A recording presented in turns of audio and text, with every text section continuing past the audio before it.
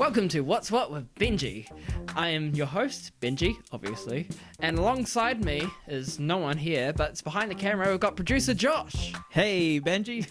We thought we'd do a little bit of a change because we decided not to do a guest this time around, but Josh is pretty guesty-like.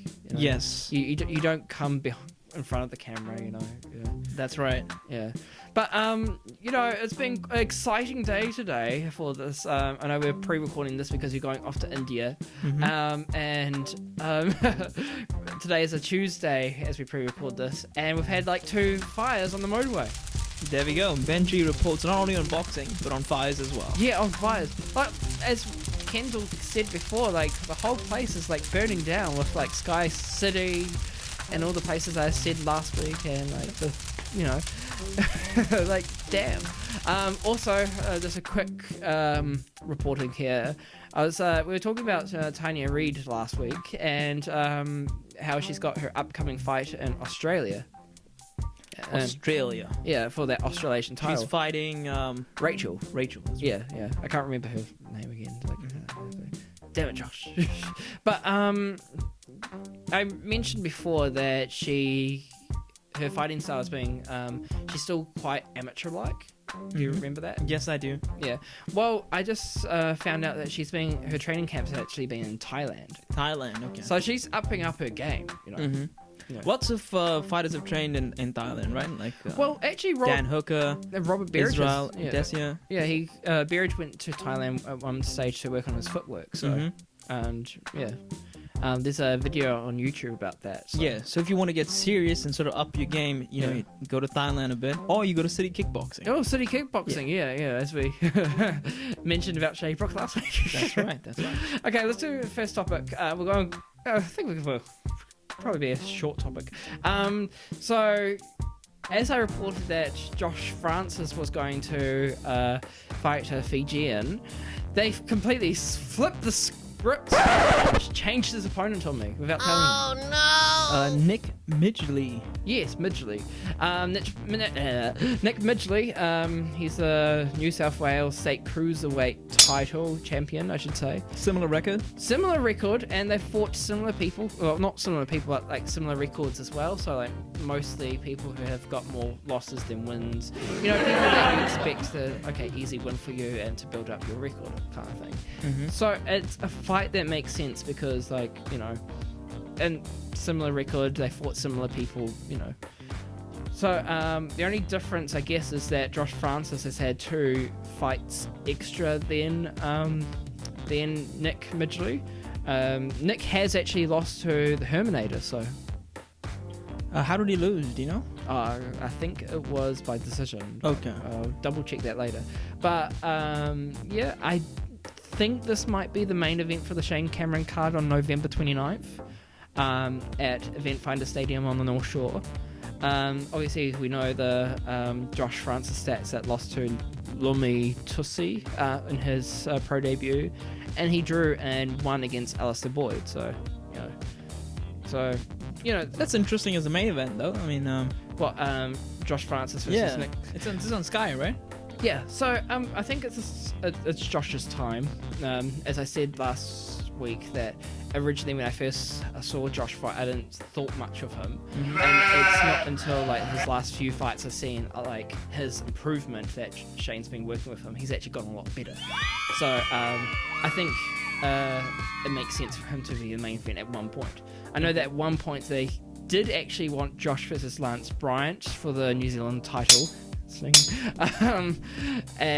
But Lance Bryant got injury, so they couldn't have that fight happen. Okay, so a lot of pressure on Josh. Well, not just Josh, but also Kiki, who's fighting Hunter Sam. So that's right. It's the 2 golden fighters getting their big wins under Shane. So got it. Yeah. Also, before I move on, did you see Logan Price? I think his name's like Logan Price. Logan Paul? No. Logan Paul. No, not Logan. No. No, the New Zealander. I think it's... Okay, I'm going to do something very unofficial. Take out my phone as I... Logan Price. I think his name is Logan Price. As I speed along the... He fought on the Shane Cameron show last time. I do recall that the fight that he fought on, he lost. I think he was pro debuting. He lost the fight, and in my personal opinion, I thought it was a very boring fight. Mm-hmm.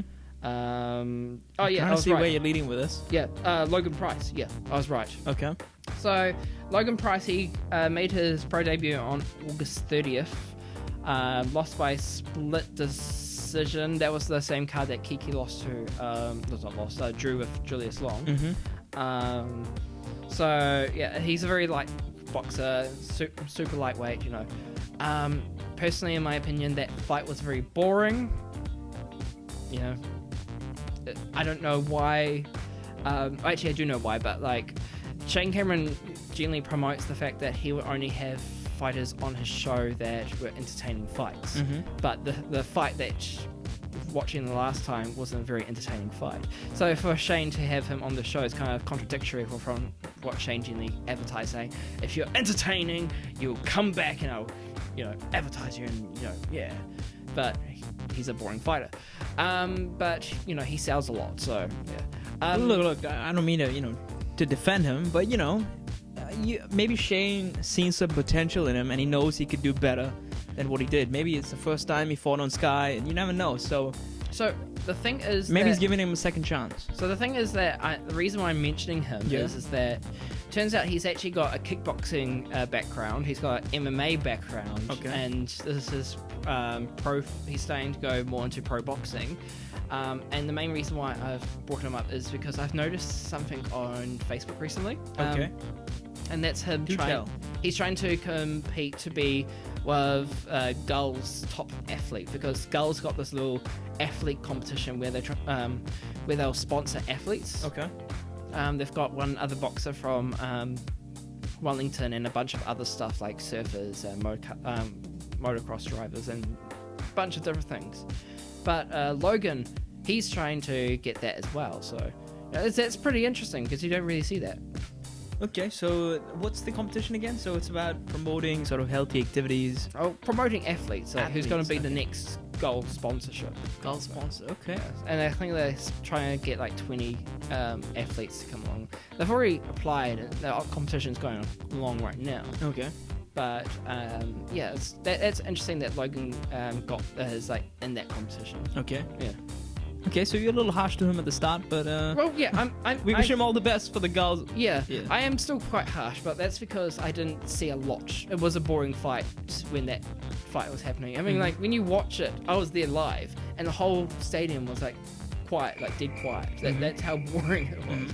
But maybe this next fight, because he's going against Obidi, Oh yeah, I know Obidi. The African boxer. Maybe we'll see more of him. Lots of energy from his corner. Yeah. Yeah. Ali Boumaier. Yeah, they come dancing and they got the whole crew. Yeah, very passionate. Yeah, that's gonna be a good fight. Yeah, it should be good. Fight. Okay. So we're going to do something that we don't usually do. We're going to give you all the up-and-coming events that's happening across the country. First event is November 9th in Nelson. We've got Reece Papuni versus Alex Zonovas. Is that how you say it? Zonovas? Your guess is as good as mine. So Reece is back after a while? Or? Yep. Okay. He's having a big comeback, but we'll talk more about that soon. 16th of November in Hamilton, Curry George is promoting his show with Francis White versus Alex Varr. As we know, Alex Varr is quite a good, he's quite a good boxer. Mm-hmm. He's still, I think he's had 2 wins, 1 loss. He's had a couple one win in Australia, so good on him. We've got Cambridge, promoted by Nigel Elliott on the 23rd of November with Kyle Merriweather versus Thomas Russell and Tyson Sykes versus Sene Pono. Also on the 23rd of November in Auckland ABA Stadium, promoted by Harnox. It's featuring a bunch of good fighters like Mosi Oimatangi Jr., Evander Tier, Syed Salam, John Vaka, and a lot more boxers. 23rd, that day is packed. Not as packed as the next one. 29th of November, North Shore in Auckland. We've got the Shane Cameron show with Kiki Toilatali, Josh Francis, Shay Brook, and Zane Hotman and more. And Logan Price. And Logan Price as well. Yeah. Also on the 29th in Auckland. We've got Bruce Glossier's Indian versus Pakistan show, which is featuring Andrei Mikhailovich. Who's not Indian or Pakistani. No, neither of them. The Russian. The 30th of November in Tauranga, we've got Gunnar Jackson featuring Andrew Calamate and David Roberts. I think we're missing one actually from this list. Is November 16th is the Irish Bryce Donnelly's show. Oh, that's right. Yeah. So it's happening at ABA Stadium on the 16th of November. So we might add that later. Missing a lot of shows, man. 7th of December at ABA Stadium in Auckland. With Mal Siossi with Multi-Trade is promoting another show featuring Scope Siossi. Don't know why he's able to do another show since he didn't actually pay a lot of people in the last show, but still haven't paid good this. Let's just stop going into it. The sound effects. I know the sound effects. 14th of December, we've got the big Dare to Be Great Auckland 8 LSE Event Centre in Auckland. Promoted by Craig Thompson, also co-promoted with Teresa Hunter and Vasco with Redline Combat Academy. We've got 8-man tournament. We've got Alrie Meleisea versus Ashley Campbell, and Evander Tia's also on that card as well. Exciting show. Yeah, it is a very exciting show. It's a very. I've noticed with New Zealand, we always get very busy at the end of the year. So all the Christmas stuff. Mm-hmm. A lot of people say, "Oh no, have your corporate stuff here on Christmas of boxing and food and drink and woo." Get into the liquor cabinet. Yeah. Okay, let's go on to what's New Zealand boxers ranked in New Zealand at the moment, well, in the world. So obviously Giovanna Perez, she's the world champion, so she's not ranked, but because she's a world champion, she's the WBO World Light Heavyweight Champion. Mm-hmm. Yeah. That's very good. Congratulations. Yeah. Alrie Meleisea has just received a brand new rankings. We'll talk more about this later, but she's third in the WBA. Lani Daniels, she moved from the 5th ranking to the 4th ranking in the WBA. Joseph Parker, he is ranked 4th in the WBO, 7th in the WBC, and 11th in the IBF. That's a mouthful. I have to breathe there for a second there. Junior Farr is ranked 7th in the WBO and 35th in the WBC. I noticed that Junior Farr was actually ranked above Joseph Parker at one point. Mm-hmm. And then somehow when Joseph Parker's fight was announced against Chisora, they kind of switched the rankings for him to be above Junior Farr. So it's like, how the f*** did that work? Interesting. So without the fight even taking place, they sort of announced the... Okay. Yeah. David Light, 14th in WBO, and the female boxer Shanika Johnson, 3rd in IBF. And who said Kiwis don't fly, huh? Well, Shanika, she actually lives in Australia, so she's mainly Australian but born in New Zealand, so we're going to add that in. Okay, so we're going to go into the rankings for the major regional rankings.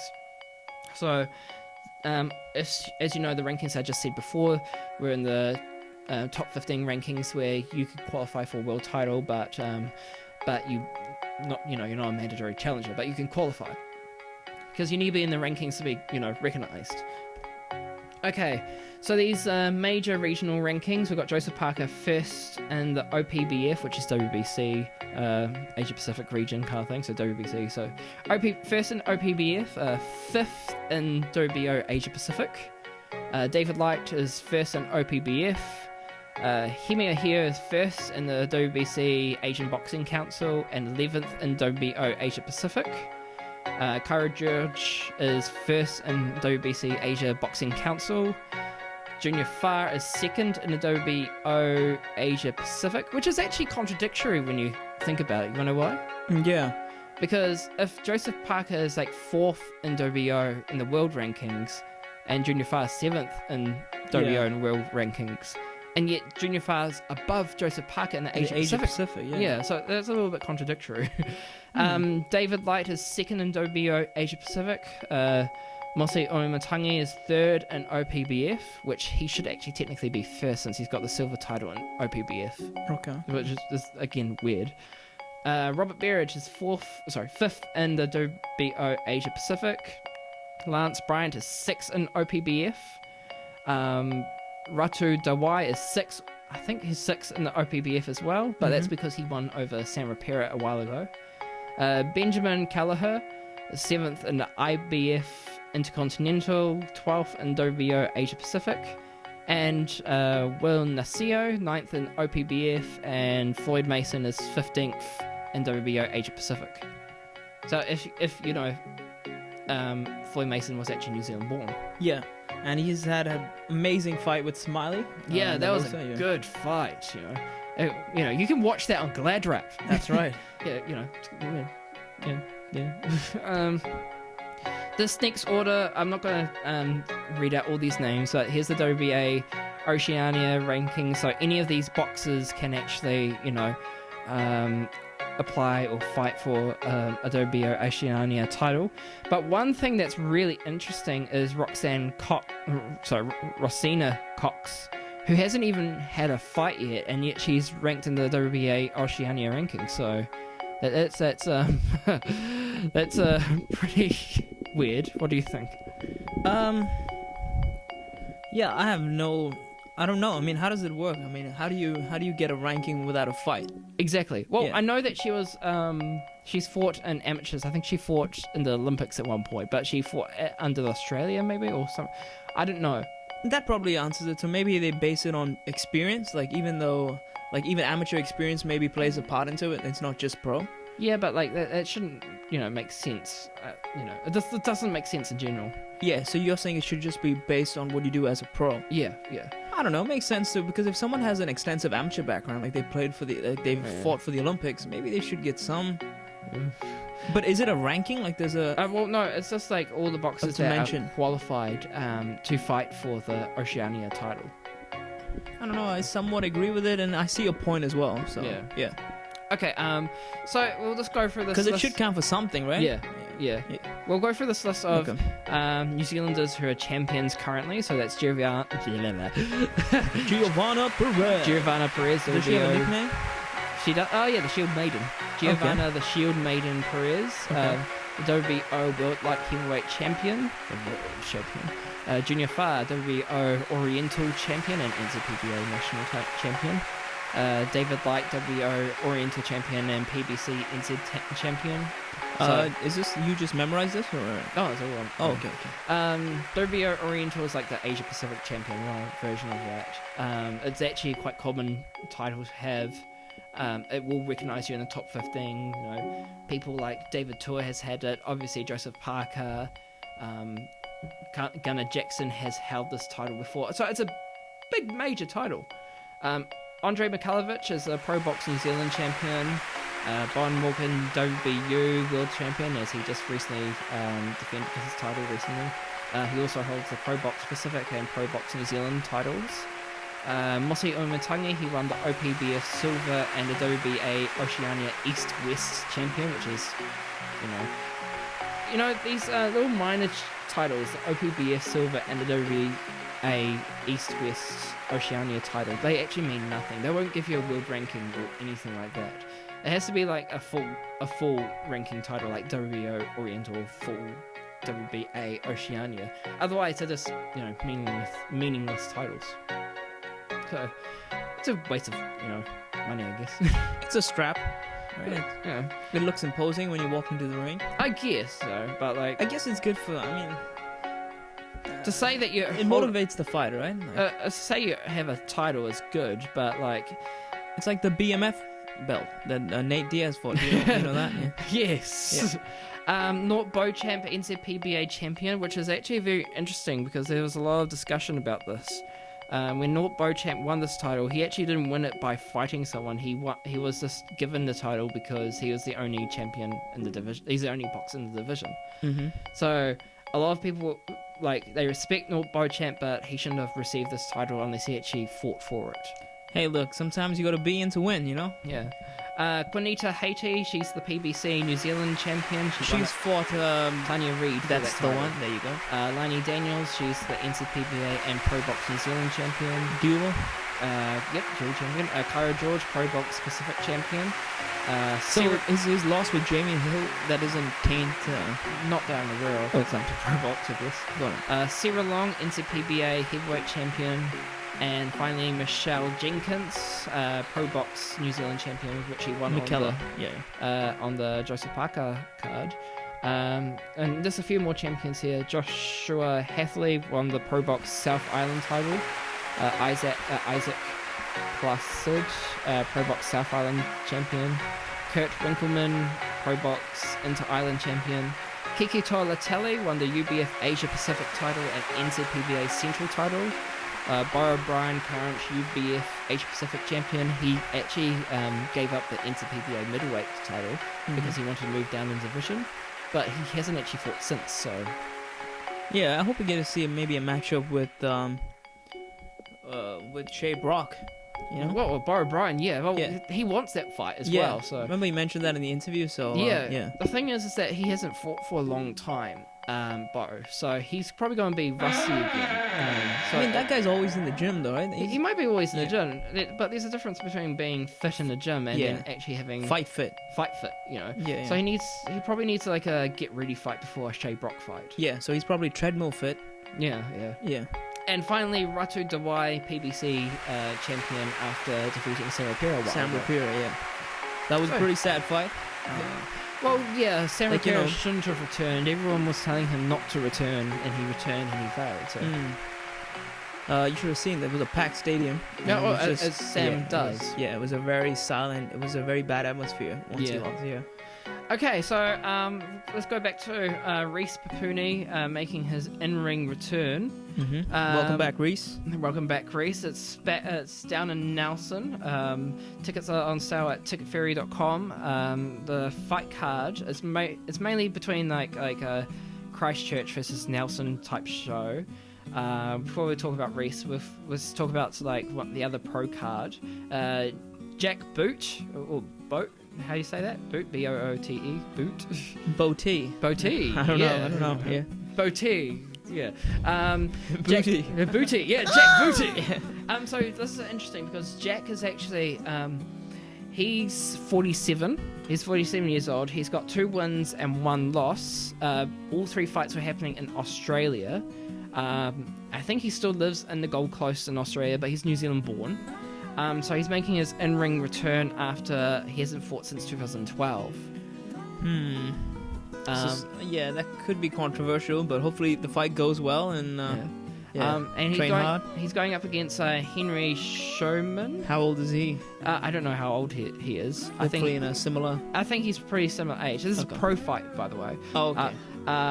But he's a South African-born boxer that now lives in Ashburton?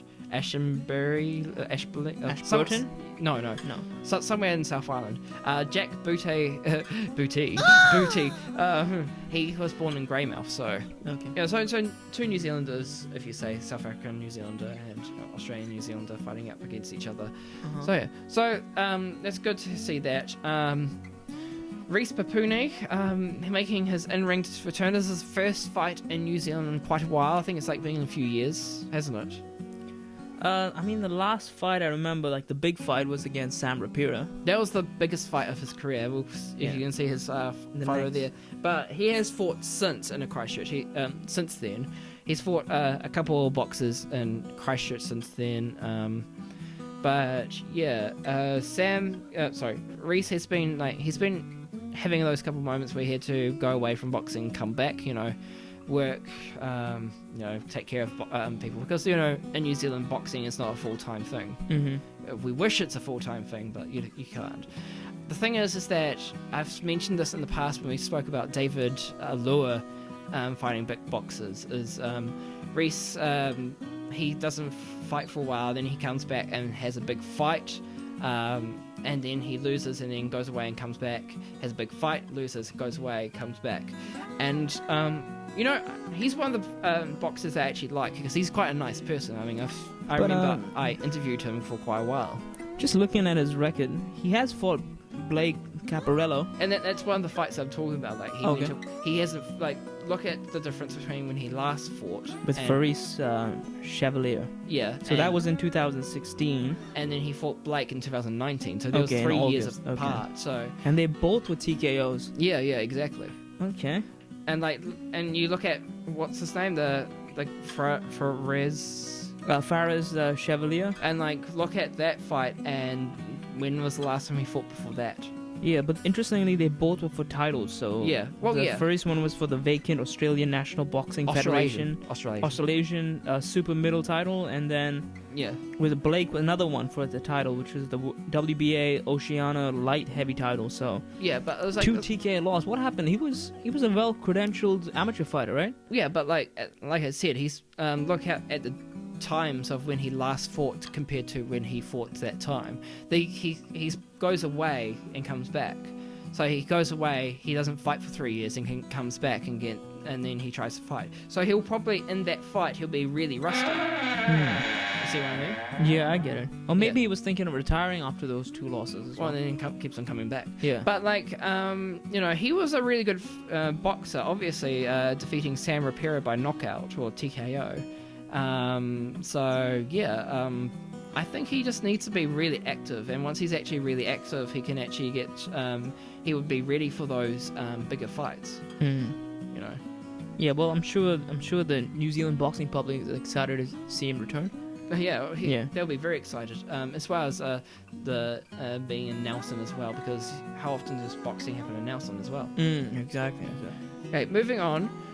We've got so this is what I wanted to talk about is Alrie Meleisea being ranked 3rd in WBA. This ranking just came out just a few days ago.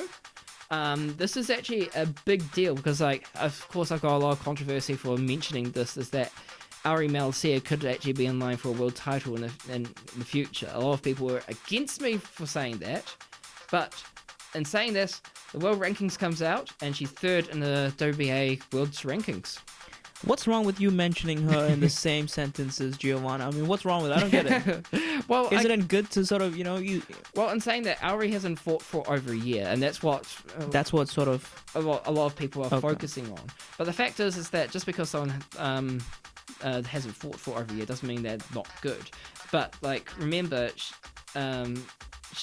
she was really highly ranked when she stopped fighting. So when she comes back, it's appropriate as long as she keeps up a good record that she gets that ranking back. It's like how David Tua, he had a good ranking and then he retired for a couple of years, came back, he received that good ranking after knocking out Shane Cameron. So then again, Shane Cameron was 6th place or something like that. But so the thing. No, go on. So I was just going to say, I see Lani sitting there in 4th. Well, that's the thing, is that I actually made the comment to Vasco. I was like, hey, good news. Alrie's 3rd place on the WBA, and he's very excited for it. He's working very hard with Alrie at the moment and wanting to... Vasco is from Redline? Yep, from Redline Boxing Academy. And wanting to work hard with Alrie and get her fitter and get ready for bigger fights. I mentioned to John Conway, who has his own Rebel League gym, who looks after Lani Daniels, and I showed him the rankings, and he was like, you know what? I think Lani should fight the girl above her, which is Alrie Meleisea. I mean, that makes sense, right? Yeah, it makes sense. And because they're ranked 3rd and 4th, and the other 2 boxers above them, which is Annie Masarol and Nadia Mikonozi, I don't think they're very interested in the title at the moment, but that would mean that these 2 could actually fight for the WBA world title. Are they in the same weight class? Isn't Lani lighter than... Lani went down into middleweight and then went down to middleweight. Okay, But the fact is that they're ranked in the same rankings, and John said that, they should fight each other for the world title, so that there is interest. So if it's in the light heavyweight division and they're both interested, let's make a world title shot. Wow.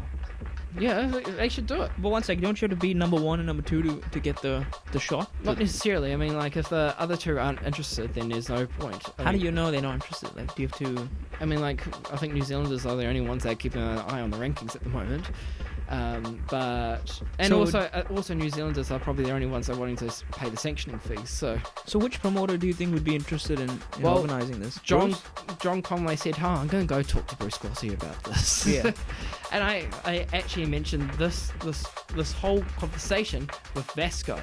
And Vasco said, well, I'm interested. As long as at the right weight, he's interested. So that's good, right? So so both fighters are interested in having a world title. Yeah, world title fight. Especially after seeing Giovanna Perez. I guess now it's a reality. Now they know they can get it. And also, that's the good thing about this part is that if this fight happens, then the winner of this could fight Giovanna Perez, because Giovanna wants to unify the division, which means that she could actually, the winner of this could fight Giovanna to unify the WBA and WBO titles. And now you can put them in the same sentence because they're both world champions. Yes. Well, potentially, yeah. Yes. Wow, okay.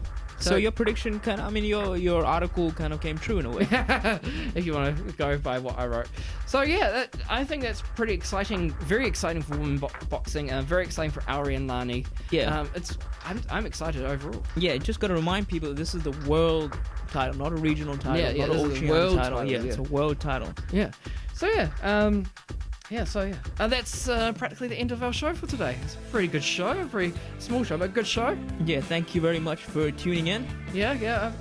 It's a nice change actually, because we generally do it at my place, and now we're doing it at yours. Grey background. It's nice here. Yeah, it's a nice change. Plus, we got some chips on the table. Got chips on the table. Yeah. This show is not it's not sponsored by Bluebird. Yeah, but we'd like to. Yeah. The problem is that this place doesn't have like a catch, or a AC. My place has air conditioning. We'll go back to my place. So we're going to take a couple of weeks break because, damn it, Josh, you're away. That's right. You're off to India. What are you doing in India? It's my brother. He's getting married, my elder brother. So. Looking forward to it. It's actually on the 23rd of November, so that's why I'm missing a couple of shows. Unfortunately. But that's fine, Well, weddings don't come around that often, so. Yeah. When are you back? I should be back before December, so for the 1st. So like the 31st? Before the 30th of October, yeah. So November. Oh, sorry, November, yeah. So that you'll be available. I need a holiday. So you'll be available for those shows on the going back. Yeah, so get in touch with me, guys. So you'll be available for like the Gunnar Jackson show. Gunnar Jackson, maybe not, just because I have an assignment on that day. Yeah, but the 7th of December. I'm giving so many details of my personal life. Maybe not Meleisea. Sound effects, cue in. But you'll definitely hear for the Super 8, so the 8-man tournament. Yeah. So yeah, make sure you watch out for the 8-man tournament on the 14th of December, or after this, to watch it on here on Gladrap. Boom. We'll be back, I guess, around that time to, around the 30th to do some shows and stuff like that, or the 31st. Yeah. And just a quick update, Benji now edits. No. How'd you like editing, by the way? Shh, don't tell them that. He started to edit now, which is good. Good on you, man. Don't. And he's picked it up pretty well. Yeah, we don't want to tell them that, because then they'll start like getting crappy about all the sound effects. Yeah, so if you want to get angry at the sound effect, it's Benji. It's Josh. No, it's Benji. It's Josh. Right. Anyway, have a good day. Hopefully we'll see you in a couple of weeks before December.